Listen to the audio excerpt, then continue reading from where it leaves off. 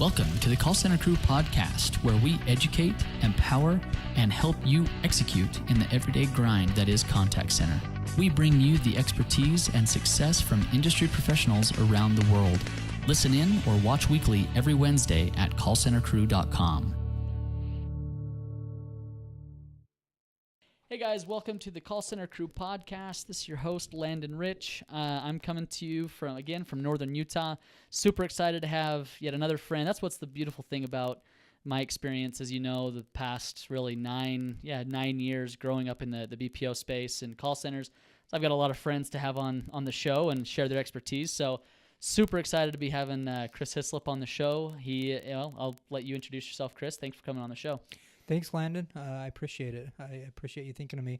So my name's Chris Hislop. I've worked for Focus Services now for 21, almost and a half years, a little over 21 years.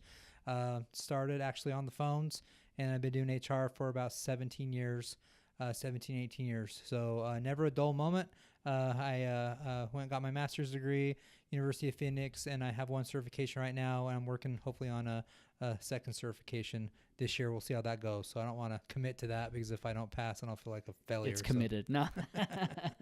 Very nice. Very nice. So today, guys, for the show, before we jump into it, I want to invite you to, if you're listening to this, you can also check out the video version on YouTube, also at callcentercrew.com. You can find all the other content that we put out, everything from our Metric Mondays to our weekly wisdom on Fridays and things like that. So again, follow us, give us a 5-star review. We would deeply appreciate it. So today, guys, we're bringing you HR, human resources inside of the contact center. Got obviously a veteran, 17 years in the BPO world, running HR. And so a few things that we're going to cover today, just by way of agenda. We're going to be talking a few things about just standard recruiting. So Chris is going to walk us through just typical recruiting process for call centers and BPOs. If he wants to share some insights of what Focus is doing, that's great, as well as typical training process, how he manages and mitigates attrition, and then how he handles the difficult situations of, unfortunately in every business setting, you've got cases of sexual harassment or hostile work environment, and call center, like I said, unfortunately is not immune to that. And so I'd love to pick Chris's brain about that today. So let's jump in. Chris, share with us. So 17 years at Focus, HR. How have you seen the recruiting evolve over 17 years, right? So maybe start 17 years ago. How did you guys get Focus agents to walk in the doors of Focus? And now, today, what do you guys do to bring agents in to Focus? Okay, that's a great question. A lot of it has to do with technology. So, 17, 18 years ago, we didn't have the technology today has advanced so much in the last 17, 18 years. So we would do the good old-fashioned paper applications. We would put ads in the newspaper. We'd put some signage up. Now we have a lot of different advertisements online. We use Facebook. We use LinkedIn and billboards. Referrals.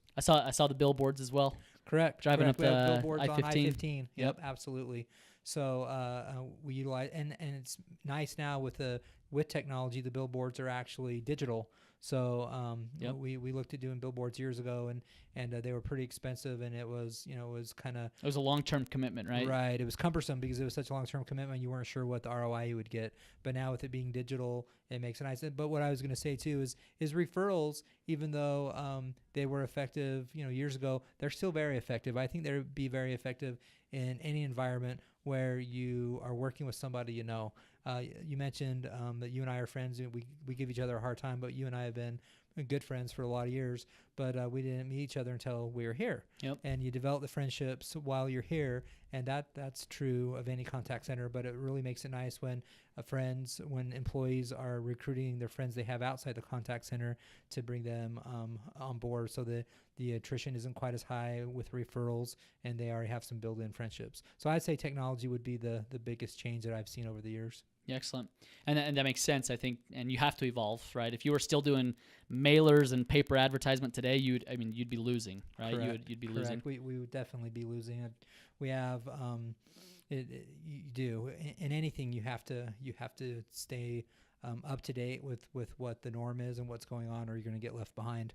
And Yep. we definitely try to do that. But on the same side of the coin, though, there is something to be said about having those relationships and having people bring their friends in, because that definitely helps. But the technology piece is huge. Yeah. Well, that's a great point you bring up, and we're actually going to jump around here. Is for people to want to refer people to come work with them at their company, they obviously, the current employees have to like at least the culture and what they're doing there. So, and that's I think that's a big piece. Is you're not going to get referrals if the place that you work at is a dump, or it's Right. so walk us through. So we're going to jump here. I was going to bring this up later, but this is a perfect segue into what do you guys do differently, if you don't mind sharing at Focus. What do you do differently to get those referrals, right? To liven up the culture, the everyday. Because again, we all know it. The audience, you guys know it. Call center work is tedious. A lot of times, you don't look forward to coming in and taking 50, 100 phone calls in an 8-hour period, upset customers, so on and so forth. I mean, we could go on and on and on. But how does Focus do it? How do you do it as an HR department, recruiting, so forth? Well, one of our values for our company specific, as odd as it may sound to other companies, is fun, and we really try to utilize fun. We do activities. We've done chili cook-offs. We've done just all kinds of fun things, because you made the point, we're being on the phone 8 hours a day is tedious, and you get exhausted, maybe not physically exhausted, but you get mentally exhausted with the calls. So what we try to do, we do monthly activities. We try to do big quarterly activities where you have something to look forward to. And if you're looking forward to something to go do a summer party at a kind of like an amusement park thing, you get to hang out with your friends, or you get preparing for a race, or whatever it is. It's just having something to look forward to, and that cuts down the monotony quite a bit. So the main thing that we do differently, though, is we try to make it fun. We try to make an environment where people want to be in, and our floors do a really good job of coming up with new ideas, fresh ideas, and the ideas that work, kind of keep those as traditions where people look forward to doing the things that they've enjoyed in years past. Yep. I think that's great. And one thing, so back on my days, again, back on the calling floor over at Focus, so for those who don't know, here in northern Utah, Ogden has actually become kind of a hub for a lot of call centers, right? Just in the past 10 years, you've had, Focus has been around for what, 23? Yeah, since 1996. 95? Yeah, so I started in 1996, so started in 1995. So it'll be 20, well, my math isn't great. It'll be 23 this July, 23 years. Good job on your math. You got it. So 23 years, Focus has been around. Obviously, right down the road, 21st Street Teleperformance, and then Convergys right here, who actually moved out of Ogden. Right. You got Home Depot. You've got Bed Bath and Beyond. Yeah, you got all this hub here in Ogden. Fair. And so culture, I think, again, we kind of talked about it with referrals, but culture, keeping and retaining employees. When somebody may be paying higher down the street, or they're upset here, and it's might be pretty easy for them to jump ship and go somewhere else. But that culture, right, doing things outside of work to liven it up and to keep them engaged, I think that's huge. That's huge. We've separated into tiers where it's really hard for us to win into tier one if they're paying, whatever, $12 to $14 an hour, whatever. Yep. 'Cause I know we're broadcasting different parts of the world. We can't pay that, but we can win in the environment, in the culture, in the friendships, in the personal development. That's the other thing that we're big on, is when people leave us, we want them to leave better than what they came. Yep. And that's through all kinds of different things, programs that we have, but we want them to take advantage of that and leave better than when they started. I think that's great. I think so many people, it's funny they overlook that. I think more and more people are hopefully BPO. Well, let me make this distinction: BPOs versus internal call centers. BPOs, the margins are so slim compared to a normal internal call center that you may own for your own business, right? So keeping people, retaining people, and like you said, developing them. That's a key point that I think a lot more people. If you're listening to this, if you're not already doing it, do it. You need to start developing your people, and like you said, leave when they leave, because they will leave. Maybe a year, maybe 15 years. When they leave, have them leave better than when they came to your company. So I think that's a big point. All right, so Chris, walk us through training. So we walked through how you get the agents, the prospects in the door. Walk us through your typical recruiting and then training phase until they get on the floor. You bet.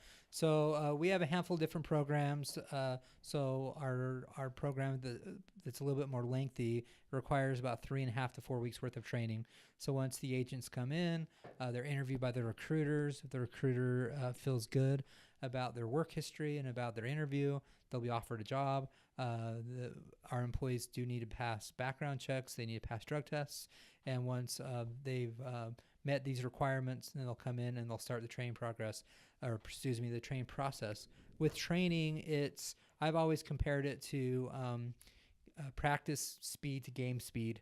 So just with any type of training, it's a little bit slower than the actual game, event, on the call, whatever it would be.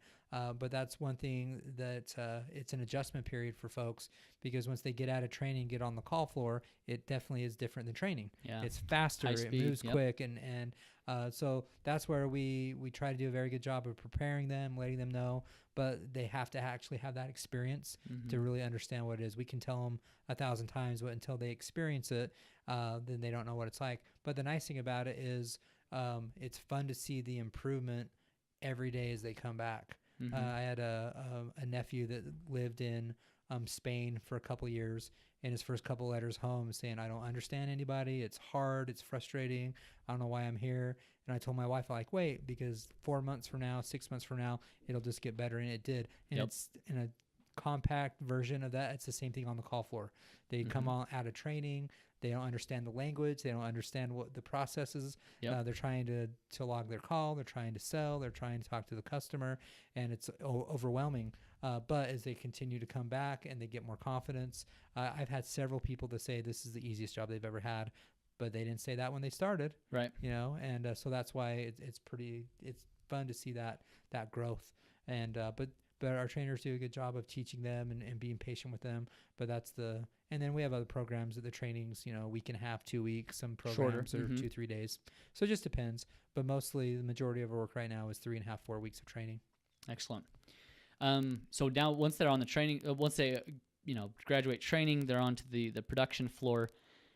Keeping those agents, again, a lot of this is, I think, going to tie back into obviously the culture, what you guys have done. You shared with us on that, but what are some key things that you guys do actually on the calling floor to whether it be, up trainings, or you mentioned development, what are some things that you do to retain the agents once they hit the calling floor? So there's a handful of different things. The biggest thing is for them to see that they're getting better. Okay. So we have some pretty awesome tools where they can see that they're getting better. They rank with their own team, rank with the other floor, and the constant training. And also to kind of give them a vision of, we have a lot of employees that come in as agents and they move up to a supervisor. They move up to a recruiter, and we have a handful that move up to a director. But we have a handful of positions for a lot of people, so that's not going to be the right fit for everyone. But also we have tuition reimbursement. We have this thing that's called career pathing. So we want to help people identify what they want to do, so we can help them get to their ultimate goal. Because I always use the example is, I don't care if you're an engineer, doctor, lawyer, school teacher, whatever, everyone needed to have a job to pay their bills as they're working through school. That's right. Working through their training. So we try to let people know that's another avenue they can use is, look, take advantage of all the programs we have to offer and work here for a couple of years as you finish your training. But that's what it's a combination of all of that. We try to, once again, we do make it fun. There's different competitions, different games, but seeing that they can get better and watching their performance improve week over week gives them the confidence they want to stick around and continue to get better. Yeah, I like that. So just to reiterate here for the audience, so when you say career path, you're talking specifically careers outside of the contact center, right? Both. Both. But when I made mention, that is exactly right. If someone wants to be a school teacher, awesome. We want them to be a school teacher, but they have to go to school. So we help them with tuition reimbursement. Or someone thinks they want to be a mechanic, but they're not sure. We're going to help them to get into a trade school, help them. I have a couple of buddies that are mechanics, to talk to individuals that do it. So that's exactly right. Most of them there's a commercial that I really like about NCAA sports, and it said everyone's going to go professional after their or after their schooling, but only a couple are going to be professional athletes, but everyone else will be a professional. Exactly. Right? So it's the same type of thing. We don't necessarily want people to be on the phones their entire lives. If they want to do that, that's fine, and there's no shame in that at all. But people, it's hard. I've been on the phones. You get burned out. So if you have that carrot, if you know what you want, you're not entirely sure if you know what you want, we can help identify what you're good at and what you're passionate about, that we can get you on the right road. So to answer your question, most of the career pathing is done outside of the call center. Some is done inside if people want to move up, but we're not shy about helping people get to a job that's not in the call center, a year or two down the road. Yeah. It reminds me of a quote or a saying, and I'll have to do some research. I don't have it off the top of my head of who said it. I'll find it and I'll include it in the show notes. callcentercrew.com/HR will be the show notes for this episode, and I'll include the quote of who actually said this. But it's somebody says to the CEO, what happens if we develop our people and they leave? And the CEO says back to him, what if we don't develop them and they stay? Right? Yeah, so it's that whole mantra of what you said is, you have to, when they come in, when they leave, because they're going to leave, make them better than what they were when they walked in the door. Right. Right. So I love it. I think that's a great mentality that more and more people need to take. So for this last little segment here, going to get into the dirty side of HR. I don't know if you want to call it the dirty side, but obviously, like I said, it's unfortunate that it happens in every setting. Call centers aren't immune. Every type of occupation. That's why HR is there. Human resources is for the tough situations when somebody comes to you and says, hey, I've been affected in this way, whether it be a sexual harassment or a hostile work environment. What are some general steps? Again, obviously staying generally, not to share any specific, but what are the practices that you take as a professional HR director over a call center? What are the steps that you take to ensure privacy, to ensure safety, to ensure resolution? That's a great question. So I've learned throughout my career that if someone comes to their coach or comes directly to HR, if they're making that effort, it's a big deal to them. Yep. So we take it as such. So the textbook coupled with real life experience is you need to get as much evidence data that you can, because I've dealt with both situations where it's a she said, he said, or he said, she said, and it's really tough to figure out where the truth is. Yep. The owner of the company I worked for years ago taught me that the truth is usually in the middle, because it's a perception thing too when people tell you their side of the story, and there's always two sides of the story. There's usually more. Yep. There's always two sides. So it's get as much evidence, data, text messages, whatever, depending on the situation, so you can make the best educated decision as possible, and also follow back up with the employee when the employee makes a complaint or brings a concern, even if it's not the resolution they want, it's that communication back with them. And you mentioned privacy. Privacy is a key deal, or a key point, but when someone comes in and they have a situation with another employee directly, then we let them know. It's like they'll probably figure out who it is, and in order for the behavior to stop, go ahead and own it if you feel comfortable. Yep. And we're going to protect you the very best we can. And there's been other situations where it's had to be very confidential, because there's a myriad. You mentioned sexual harassment. There's honesty situations. There's hostile work environment. There's all kinds of different types of situations. And I know I haven't seen them all, but I've seen a lot. And but the key is to listen intently, active listening, take really good notes, and follow up. Because right when someone tells you the story and you think you know what the whole situation is, you don't until you get the other side. Yep. And then from that point, you make the best decision possible. And sometimes it's very cut and dry. Other times it's not. And there's I'm a big sports guy, and with sports, with a referee or umpire, to make a close call, there's going to be one side's going to really like the call, the other side's not. Yeah. But for legal protection, if you can demonstrate that you once you got the information, you were proactive with that information, and you documented your processes, and you documented that you talked to individuals and you interviewed individuals, you're going to be, my experience is you're going to be much better off as if you didn't do anything. Yeah, if you just sat on your hands. Oh, yeah. If you sat on your hands and they can prove that you didn't do anything, you didn't take it serious, then you're going to be, there's a lot more liability there. But if you proactively and made the best decision that you had, best decision with the information you had available to you, then that's the best you can do. Yep. So that's what I've seen, and situations can get really sticky, and I've dealt with situations with agents, I've dealt with situations with executives, and it's still, all employees need to feel comfortable enough to voice their concern when they feel like something is going on that shouldn't be going on, something that's a violation of either policy or ethics or even the law, where we want to make sure people feel comfortable enough to express those concerns, because without that, there would be a lot of things happen that we wouldn't even know about. Yep. So as an employee goes, we love it when employees have the courage and it is courage, have the courage to come up and express their concerns. Excellent.